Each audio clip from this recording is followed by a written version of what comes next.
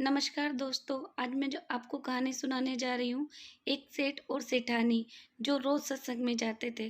कहानी पसंद आए तो प्लीज़ वीडियो को लाइक, शेयर एंड चैनल को ज़रूर से ज़रूर सब्सक्राइब कर देना। एक सेठ और सेठानी रोज़ सत्संग में जाते थे। सेठ जी के घर एक पिंजरे में तोता पाला हुआ था।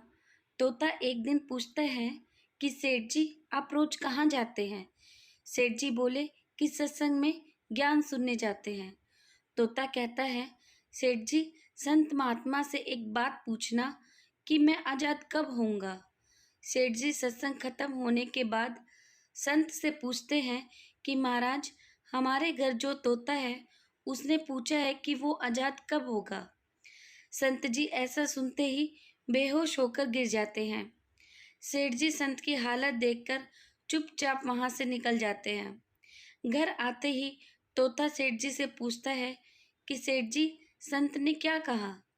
सेठ जी कहते हैं कि तेरी किस्मत ही खराब है, जो तेरी आज़ादी का पूछते ही वो बेहोश हो गए। तोता कहता है, कोई बात नहीं सेठ जी, मैं सब समझ गया। दूसरे दिन सेठ जी सत्संग में जाने लगते हैं। तब तोता पिंजरे में जानबूझकर बेहोश होकर गिर जाता है। सेठ जी उसे मरा हुआ मानकर जैसे ही उसे पिंजरे से बाहर निकालते हैं तो वो उड़ जाता है। सत्संग जाते ही संत सेठ जी को पूछते हैं कि कल आप उस तोते के बारे में पूछ रहे थे, अब वो कहाँ है? सेठ जी कहते हैं, हाँ महाराज, आज सुबह सुबह वो जानबूझकर बेहोश हो गया।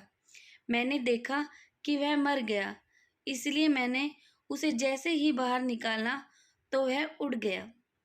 तब संत ने सेठ जी से कहा कि देखो, तुम इतने समय से सत्संग सुनकर भी आज तक सांसारिक मोह माया के पिंजरे में फंसे हुए हो, और उस तोते को देखो, बिना सत्संग में आए मेरा एक इशारा समझकर आज़ाद हो गया।